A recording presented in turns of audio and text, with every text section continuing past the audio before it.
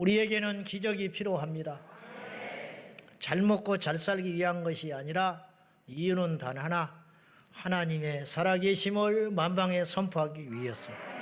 오늘 엘리야가 하늘에서 불을 끌어내리는 것은 자기를 위해서 내린 게 아니에요.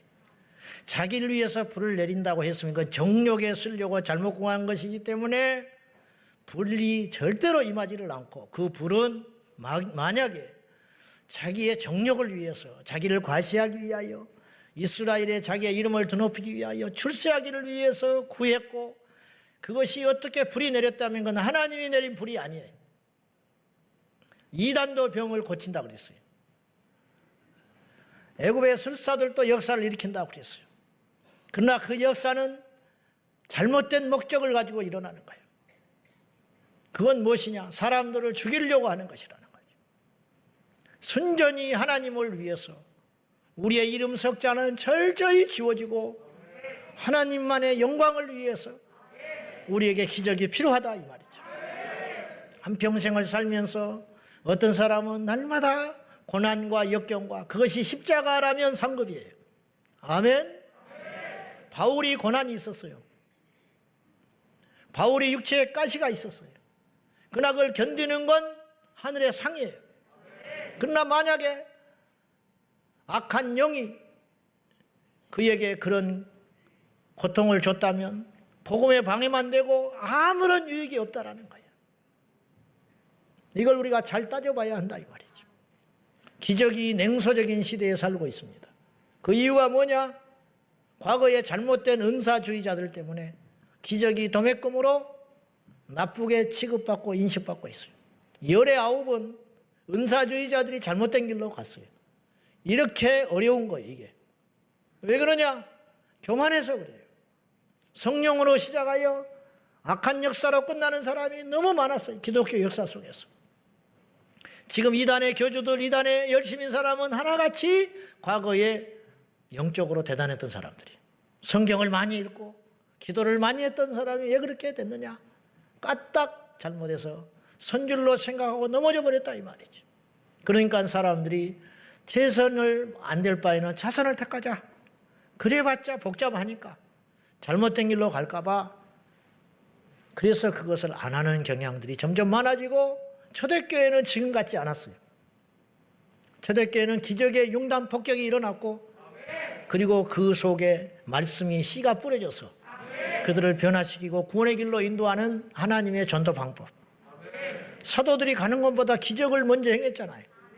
예수님께서 제자들을 둘씩 보내시면서 기적의 능력을 행하게 하시고 말씀을 전하도록 이 두 가지를 딱 주셨어요. 그러니까 이건 절대 나쁜 일이 아니에요. 할렐루야.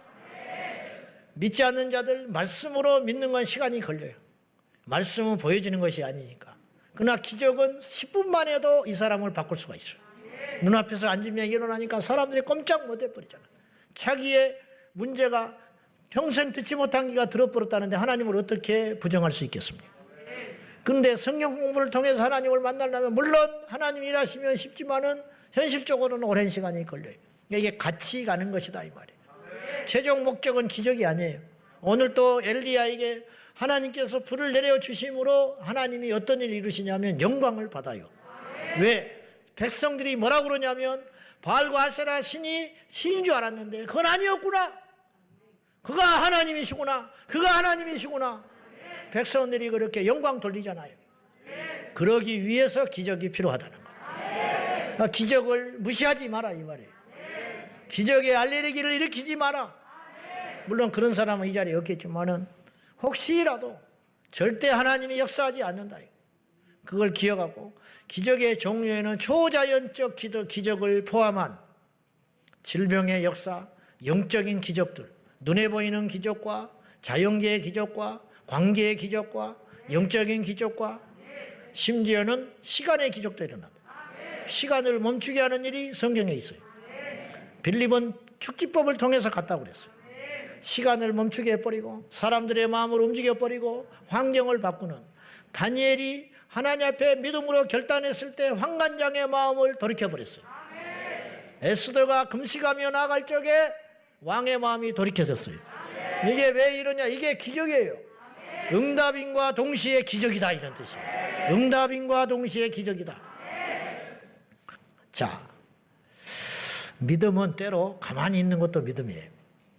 인내하는 것이 믿음일 때가 있어요. 상황에 따라 달라요.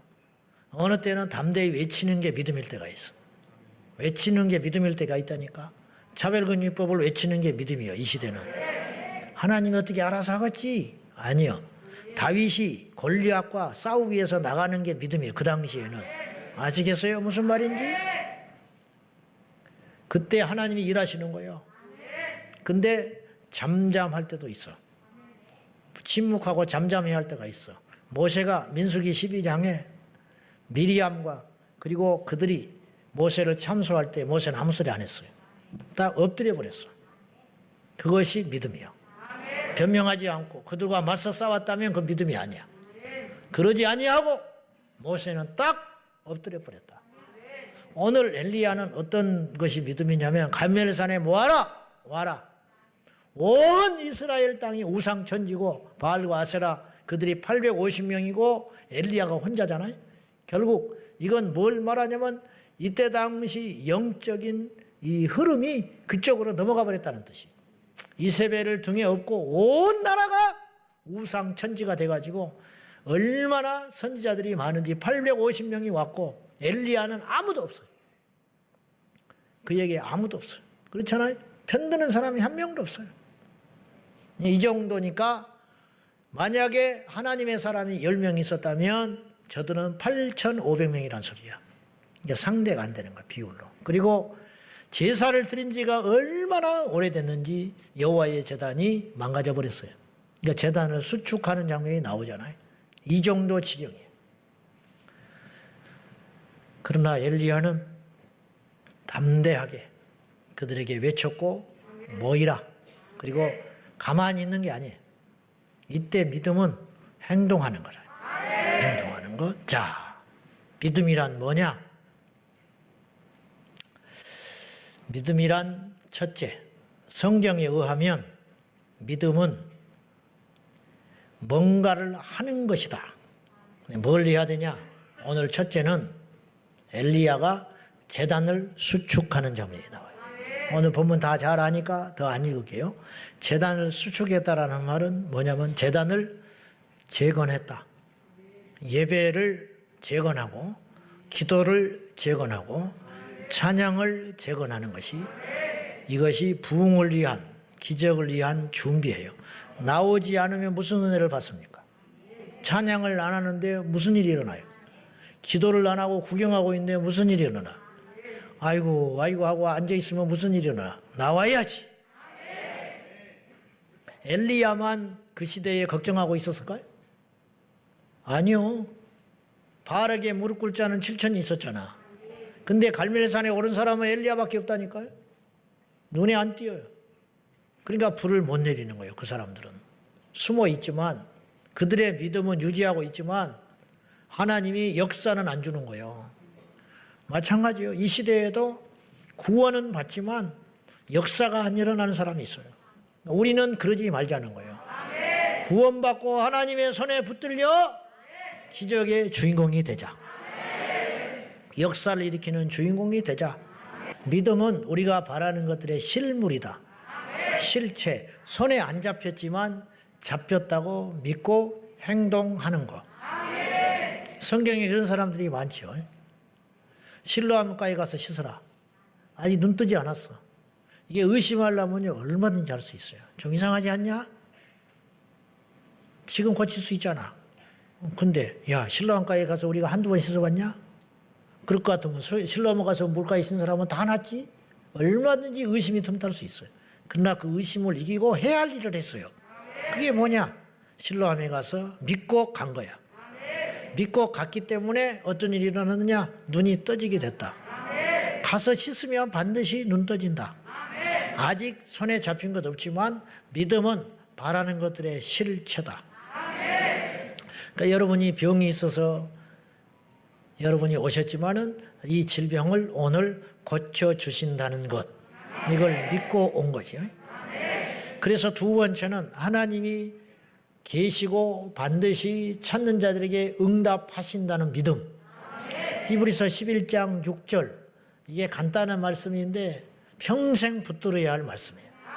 평생. 자, 시작. 하나님께 나아가는 자는 반드시 그가 계신 것과 또한 그가 자기를 찾는 자들에게 상 주시심을 믿어야 할지니. 하나님이 여기만 계시지 않아요. 하나님은 원래 어디든지 계셔요. 여러분이 집에서 기도해도 돼요. 그러니까 영상으로 예배하는 사람도 역사가 일어날 수 있어요. 왜냐, 하나님은 거기도 계시니까. 하나님이 원래 이 자리에 계셨어. 오늘 이 시간만 계신 게 아니고 원래 계셨어요. 근데 원래 계셨는데 찾지 않으면 역사하지 않아요. 찾으면 역사하셔. 원래 하나님은 어디든지 계시기 때문에 야곱이 루스 땅에서 훗날에 그것이 베델이 되는데, 루스 땅 광야에서 돌베개 베고 잠을 잘 때 하나님은 그 자리에 계셨어요, 안 계셨어요? 계셨어. 원래 있었어요. 하나님이 무소부재, 없는 것이 없다, 없을 때가 없다, 무소부재인데 원래 루스 땅, 왜 하나님이 창조했는데 그 자리에 없겠어요? 모든 곳에 계시지. 원래 계셨는데 야곱은 몰랐어요. 하나님 없다 생각하고 그냥 누워서 잔 거예요, 돌베개. 하나님이 있었다면 잘 수 있겠어요? 하나님이 있었다면 거기서 대자로 뻗어가지고 돌베개 베고 잠을 잘 수 있겠냐고요. 그런 강큰 사람이 어디가 있어요. 하나님이 계시다는데. 근데 야곱은 하나님이 계시다고 생각하지 않았어요. 근데 하나님이 환상 중에 나타나시고 사닥다리 환상을 보여주면서 주께서 오시니까 그때서야 야곱이 이곳에 하나님이 계셨군요 고백을 해. 그리고 그곳의 이름을 하나님의 집이라고 바꿔버리는 거예요. 베델. 원래 하나님의 집이었어요.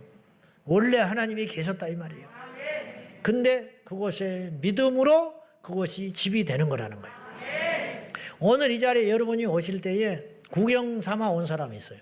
구경 삼아 온 사람은 하나님 못 만나요. 근데 이곳에 오면 하나님이 계시다고 믿고 온 사람이 있어요.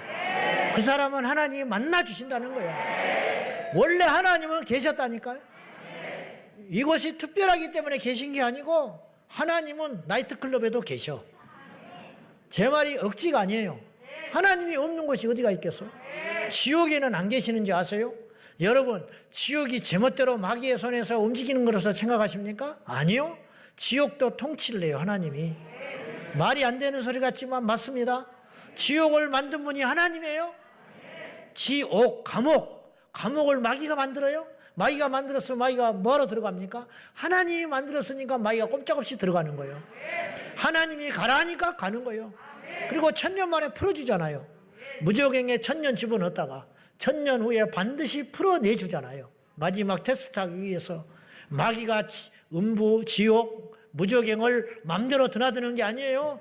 하나님이 가라면 꼼짝없이 가는 거고, 잠깐 나와봐, 너 할 일이 있으니까. 그러면 나오는 거예요. 그러다가 또 다시 완전히 집어넣어버린다. 주님이 그렇게 마지막 때에 하실 거라고 계시록에 말씀해 놨지 않았습니까? 하나님의 능력을 제한하지 마세요. 악한 곳에는 하나님이 안 계실까요? 우리가 이해할 수 없는 부조리한 곳에는 하나님이 안 계실까요? 그렇지 않아요. 하나님은 어디든지 계시지만 중요한 건 이거예요. 믿는 자에게 하나님이 만나 주신다는 거예요. 그래서 하나님께 나오는 자는 원래 나오기 전에 그게도 하나님 계셨다니까. 이 사람이 서 있는 그 자리에도 하나님이 계셨어요. 근데 이 사람은 어떤 믿음이 있냐면 그곳에 하나님이 있다고 믿고 나가는 거야. 이 믿음은 잘못된 믿음이 아니라는 거예요. 이 믿음이 정상적인 믿음이고 옳은 믿음이라고 주님 말씀하는 거예요. 그래서 그곳에 하나님이 계시기 때문에 내가 그곳에 간다. 그리고 내가 오늘 가면 하나님이 나를 만나 주실 것이다. 찾는 자에게 상 주신다. 찾는 자에게 치료해 주신다. 찾는 자에게 기적을 주신다. 찾는 자에게 회복시켜 주신다. 그 말씀이에요. 상 준다라는 말은 포괄적인 말이야. 그런 의미로 볼 때 우리가 가져야 할 두 번째 믿음은 바로 반드시 우리가 하나님께 나가면 하나님이 나에게 일하신다는 믿음. 제가 오늘 설교하면 내가 설교자가 가져야 할 믿음은 어떤 믿음이냐면 내가 오늘 설교하면 변화된 자가 반드시 나온다. 오늘 우리가 기도하면 내가 기도해주면 어떤 사람이 병이 날 거다. 그런 믿음을 기도하는 사람이 갖고 기도를 받는 사람은 내가 저 사람에게 기도를 받으면 낫는다. 그 믿음을 가지고 나왔어야 된다 이 말이에요. 오늘 여러분에게 말씀드리고 싶은 건 두 가지예요. 준비하자는 거예요. 엘리야가 준비됐기 때문에 불을 내렸어요. 우리도 준비되면 하나님이 일하신다 이거예요.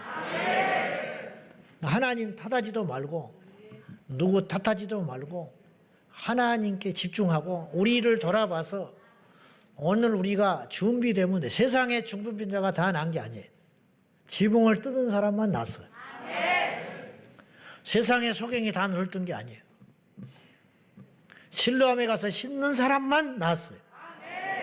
세상에 거지가 다 눈 뜬 게 아니에요. 소리친 자만 눈을 떴어요. 세상의 세리들이 다 구원받은 게 아니에요.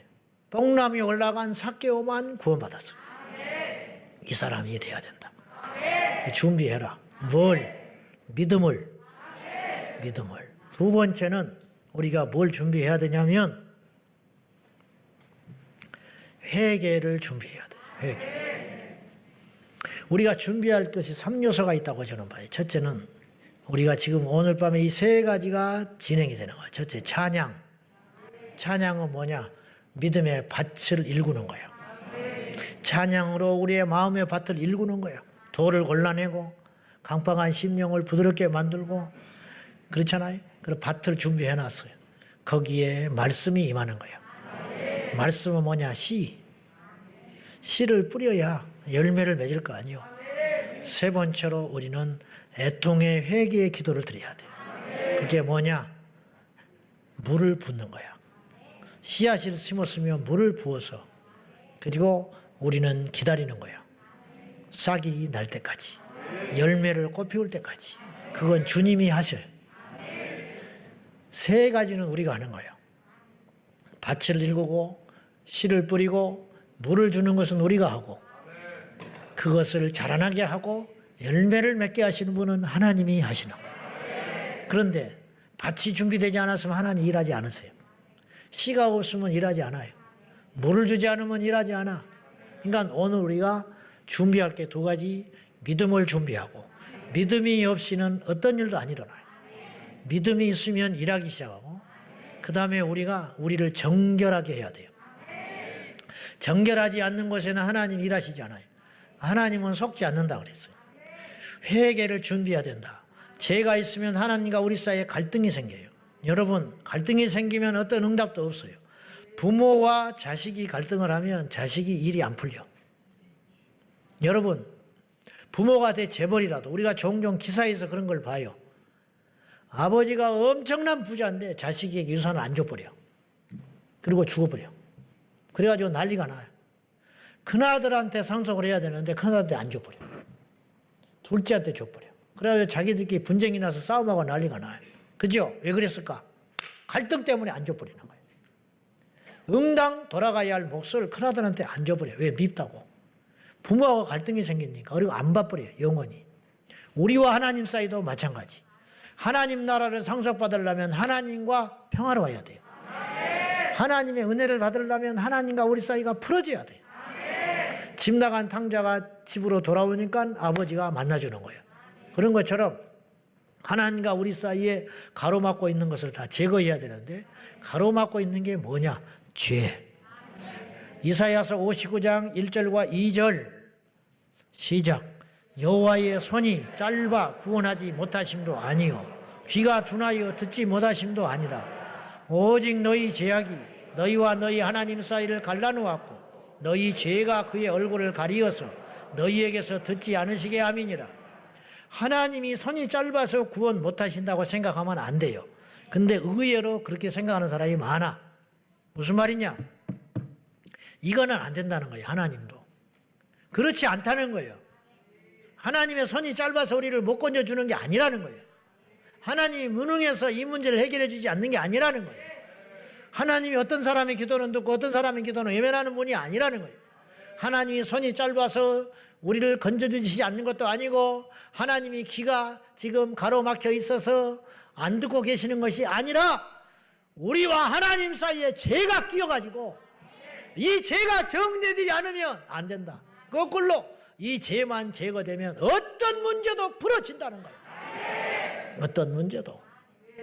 요한일서 3장 8절 다 같이 시작. 죄를 짓는 자는 마귀에게 속하나니 마귀는 처음부터 범죄함이라. 하나님의 아들이 나타나신 것은 마귀의 일을 멸하려 함이니라. 죄를 짓는 자는 누구에게 속해요? 마귀에게 속해 있는, 마귀한테 결박당해 있는 거예요. 마귀의 지배를 받고 있는 거예요. 그런데 병이 낫겠습니까? 그런데 귀신이 떠나겠습니까? 근데 삶이 형통하겠습니까? 죄를 짓는 자는 마귀에게 속했다. 거꾸로 죄를 끊어버리면 마귀가 우리를 지배하지 못한다는 거예요. 여러분, 파리만 잡아서는 안 돼요. 파리가 왜 끄냐 이 말이요. 왜 끄냐? 냄새 난다고 향기만 뿌려대면 안 돼요. 왜 냄새가 나는지를 봐야 된다 이 말이에요. 마귀의 다른 이름이 바알세붑, 파리떼의 왕, 파리떼 왕초라는 거예요. 파리를 계속 보내는 거예요. 프랑스 파리가 아니에요.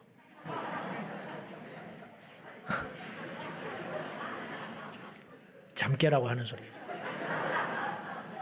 계속 왜 구더기가 나오냐. 구더기만 때려잡아도 필요가 없어요. 구더기를 만들어내는 것이 있다.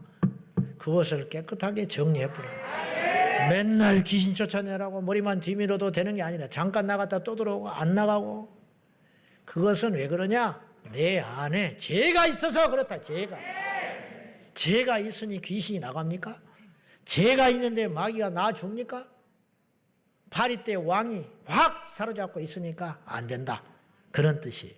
죄는 마귀를 불러들이는 통로가 되는 거예요. 멀쩡한 사람도 죄 지으면 아파요. 멀쩡한 사람도 죄 지으면 귀신이 들어와. 멀쩡한 사람도 죄 가운데 걸어가다 보면 인생이 형통치를 못해. 거꾸로 자기 죄를 숨기는 자는 형통치 못하나 자기의 죄를 버리는 자는 형통케 되느니라. 습관적인 회개, 위선적인 회개, 그것은 진정한 회개가 아닙니다. 우리의 수치를 드러내며 절대로 그 죄 가운데 돌이킬 수 없는 온전한 회개를 해야 진짜 회개라. 우는 건 회개가 아니야. 진짜 회개하다가 울 수는 있지만 울었다고 해서 다 회개가 아니에요. 반성한다고 회개가 아니에요. 담배 피우는 골초가 이놈의 담배 꾸깃꾸깃 꾸겨가지고 예배당 끝나고 나가면서 확 던져버리고 발로 밟고 지나갔어. 며칠 있다가 담배 사와라고 시키고 있어. 그건 회개가 아니에요. 진짜 회개는 뭐냐면 담배 근처 가면 구토가 나와버리는 거예요.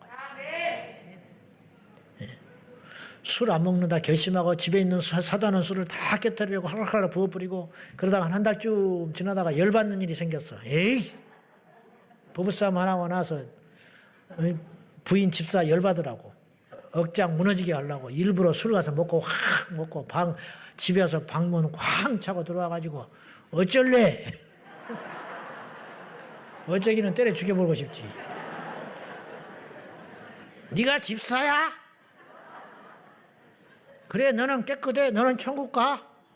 나는 지옥 갈 테니까. 이런 염장 지르기 위하여 술을 먹고 맨정신에는 그런 용기도 없으니까.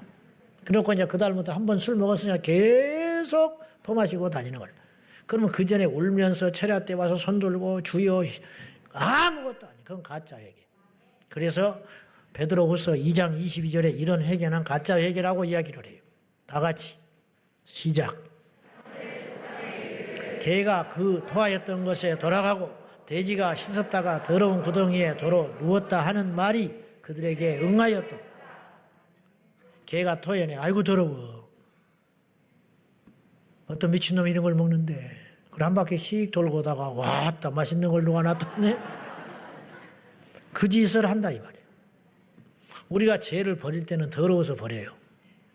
근데 다시 우리 안에 악한 영이 들어오면 그 죄가 고소해. 그 죄가 즐거워. 그건 가짜 회개다. 가짜 회개.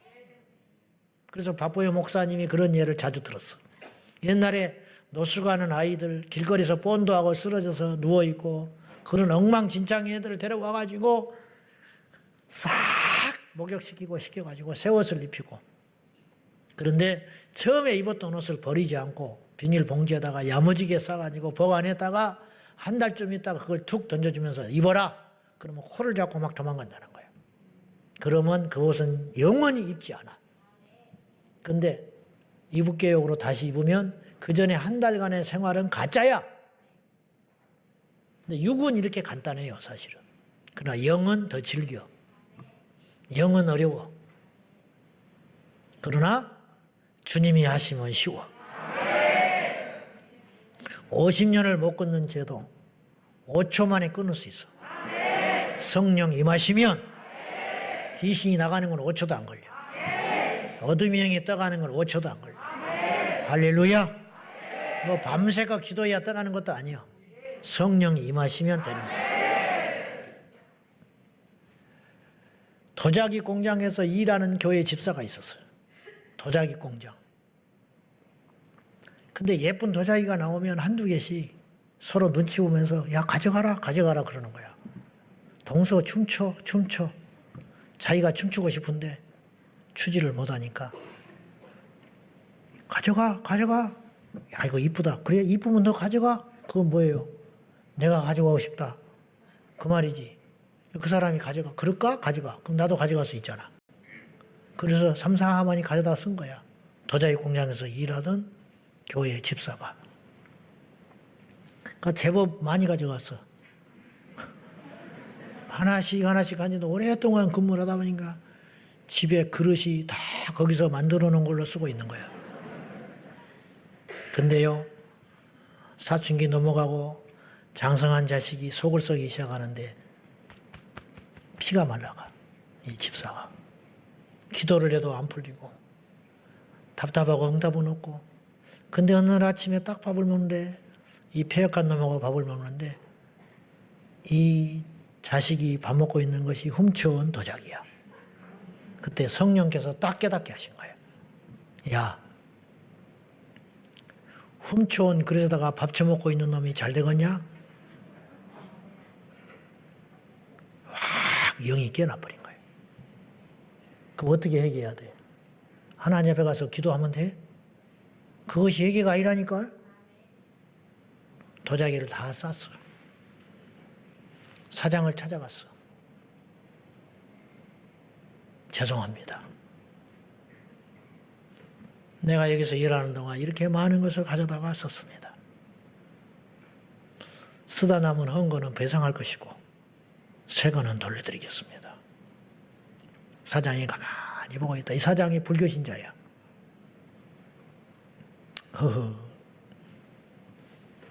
다 압니다. 근데 아줌마처럼 가져와서 잘못을 고백한 사람은 우리 회사의 교회 집사들 여럿인데 당신이 처음이요. 당신은 진짜 갔어. 그리고 가져가시라고 하고 도자기 세트를 다시 줬어. 사장이. 그 자식이 달라지지 않았겠어? 마태복음 16장에 보면 풀어라 그래요. 풀어라. 베드로에게 무슨 말을 하셨냐면 네가 땅에서 매면 하늘에서도 맨다. 땅에서 풀면 하늘에서도 풀리리라. 제가 종종 고백했지만은 제가 처음 교회 나가서 뭣도 모르는 놈이 그걸 읽고 성경을 판단했어. 이건 아니다. 하늘에서 먼저 풀어야지. 하늘에서 풀면 땅에서도 풀고 하늘에서 묶여버리면 땅에서도 묶이는 걸로 생각하잖아요. 내가 믿음이 좋아서 그렇게 생각했다니까. 성경을 바꾼 사람이야 내가. 근데 그건 그런 뜻이 아니에요. 성경은 내가 순서라고 그랬어요. 하나님의 역사는 순서. 그의 나라와 의를 구하라. 그렇죠? 이게 순서거든. 하나님 먼저, 우리는 다음. 영이 먼저, 육은 다음. 천국이 먼저, 이 땅은 다음. 부모가 먼저, 나는 둘째야. 무슨 말인지 알아요? 땅이 먼저야. 땅에서 풀어라 이거야. 땅에서 풀어야 하나님과에서 푼다. 그래서 기도하면 하나님 반드시 땅에 풀라고 말씀하래요. 그러니까 처음에는 땅에 풀 것이 뭔지를 몰라요. 근데 하나님께 가면 하나님이 땅의 것을 풀으라고 말씀을 하셔. 그래서 마태복음 5장에 예수님이 뭐라고 그랬냐면 예물을 드리러 하나님께 왔잖아요. 하늘과 풀라고 왔잖아. 근데 하나님은 땅의 거 풀고 오라고 그래. 형제와 원망한 일이 있거든 가라. 가서 네 형제와 화목한 후에 와서 예물을 드려라. 그러면 내가 바꿨다는 거야. 아니면 안 받아. 이게 순서라. 하나님을 원망하지 말고 사람과의 원망을 없이 해라. 여러분, 우리는요, 누구도 원망해서 안 되고요, 원망 받아서도 안 돼요. 아벨은 죽었지만 아벨이 원망하는 거예요. 가인을 그 땅에서 핏소리가 호소한다. 그래서 가인이 형통하지 못하는 거예요. 그는 평생 형통하지 못했어. 땅으로 인하여 저주받아 가는 곳마다 죽을 둥살둥 일만 하지 소득이 없어. 죽지만 않아. 그리고 한 곳에 거처를 못 정해. 가서 살만하면 미움받아. 살만하면 환경이 그냥 두질 않아. 살만하면 쫓아내. 그래서 두 가지 저주를 심판을 하나님이 하신 거예요. 너 죽지는 않지만, 네 동생을 죽인 죄로 죽지는 않지만 너는 두 가지를 면치 못한다. 땅이 저주받을 거다. 그리고 너는 유리 방황하는 평생의 삶이 될 거다. 정확하게 심는 대로 거두리라. 그러니까 이걸 바꿔야 한다. 이것입니다. 여러분, 여기 서 있는 저는 아무런 능력이 없어요. 아시다시피 주님을 보러 왔어요. 주님이 일하실 걸 기대하고 왔어요. 저는 중개업자에 불과해. 그것도 부족해. 하나님과 여러분을 연결시키는 자에 불과하다.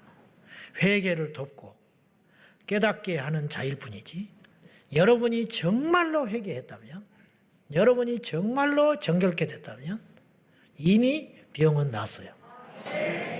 오늘 여러분이 말씀을 듣고 깨닫고 그대로 행하면 하나님께서 그냥 역사가 일어나요. 전에 철야를 끝나고 이렇게 걸어가는데 어떤 분이 울면서 나타났어요. 마스크를 써서 누군지도 모르고 지금도 누군지도 몰라. 그건 또 좋은 면도 있어. 이분이 어둑어둑해지는데 울먹울먹하면서 나타나가지고 병이 났다는 거예요. 그리고 이분이 더 놀라운 이야기를 했어요. 목사님, 나는 이제 오늘 저녁에 온 모든 사람을 사랑할 수 있을 것 같아요. 그런 고백을 했어요. 그것이 기적 아닙니까? 누가 기도해 준 게 아니라니까.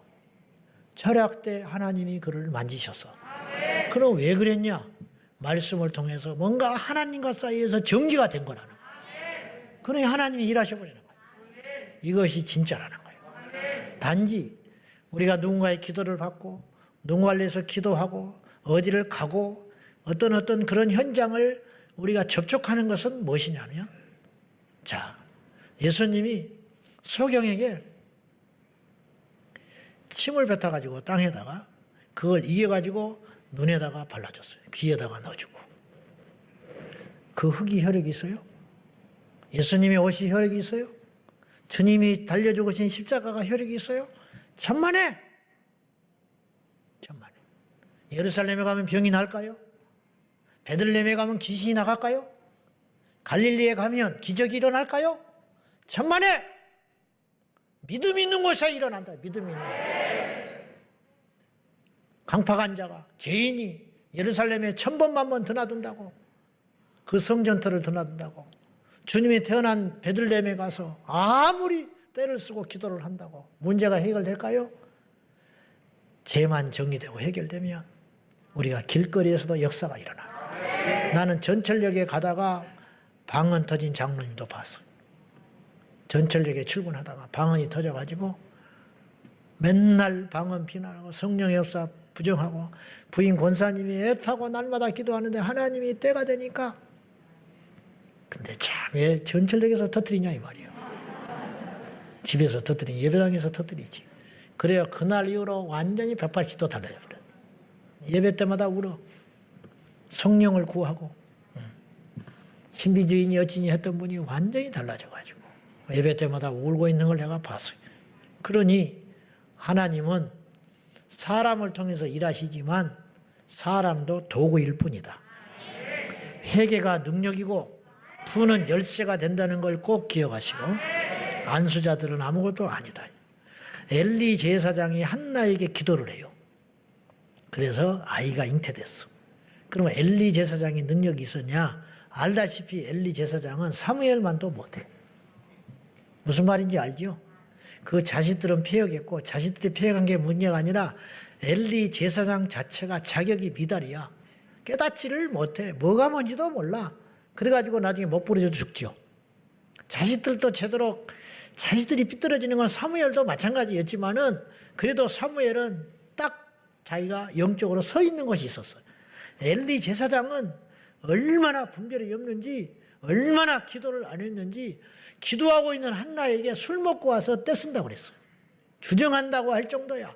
근데 한나는 상처를 받지 않고 그런 사람이라면 기도 받을 수 있어요? 여론이 와서 기도를 하고 있었어. 이 자리에.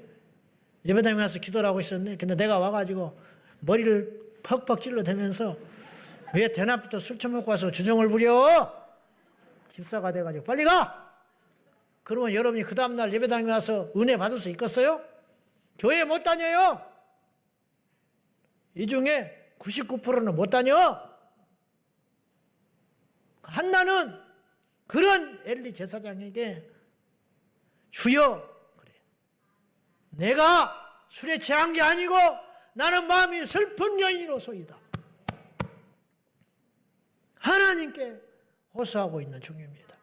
그때 엘리 제사장이 멋쓰고 해가지고 기도를 해줬어. 근데 그런 대먹지 못하고 영적으로 가로막힌 엘리 제사장에게 기도를 받고 기적이 일어났어요. 이건 뭘 말하는지 알아요? 엘리 제사장의 기도에 능력이 있었던 게 아니고 한나에게 믿음의 기적이 있었다. 안산 제일교회 고은 목사님이 어느 주일날 지방에서 도시로 치료차 온 집사님 어머니가 있었는데 그러니까 주일 예배를 드리러 오신 거야. 다음 주에 수술해야 돼요. 이분이 나가면서 누군지도 모르는데 목사님 손을 잡고 안 놔줘. 만지작 하면서 안 놔줘. 이 노인네가.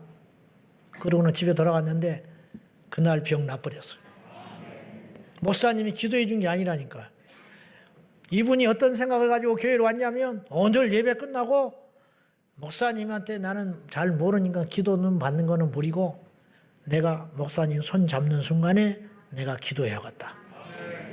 그 믿음으로. 예수님 기도해서 뒷옷자락 만진 12의 혈루병 걸린 여인을 고쳐주신 게 아니에요.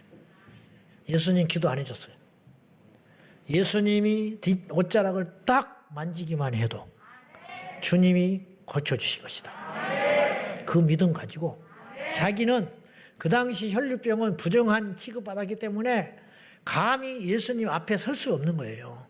그래서 예수님께 기도받는 건 언감생심 할 수 없고 단지 나에게 기회가 주어진다면 예수님 앞 옷자락도 아니고 몸도 아니고 뒷 옷자락 뒤에서 슬며시 저것만 잡아도 나으리라.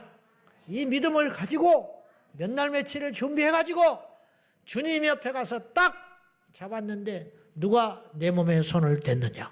예수님이 그랬어요. 제자들이 짜증내. 이렇게 많은 사람들이 지나가나이다. 옷 된 사람이 한두 명이냐는 거예요 지금. 그런 사람을 어떻게 찾냐고. 아주 까다롭기는 하죠.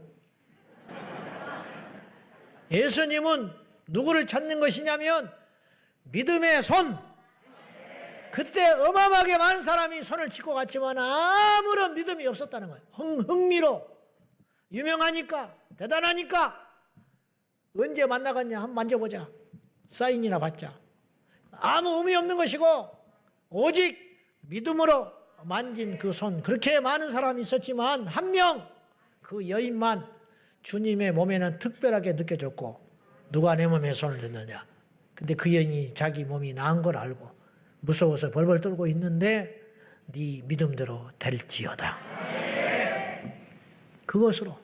그러니까 사람한테 안수받아서 낫는 게 아니고 자기의 믿음으로 고침받는다 이 말이에요.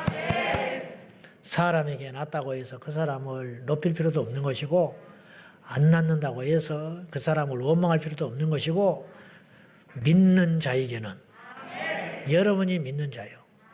믿는 자에게는 능치 못할 일이 없느니라. 여러분의 믿음을 강화시키면 여러분이 철저히 회개하기만 하면 하나님께서 일하여 주시리라 믿습니다. 목마름을 준비하십시오. 건방 떨지 말고 교만 떨지 말고 그냥 덜렁덜렁 하지 말고 마지막 기회라고 여기고 주여 내가 오늘 주님 앞에 전부를 겁니다. 주님이 아니시면 나는 살 수 없습니다. 이 목마름을 준비하여 이 목마름을 채워주라고 이 밤에 한 시쯤에 가야겠다.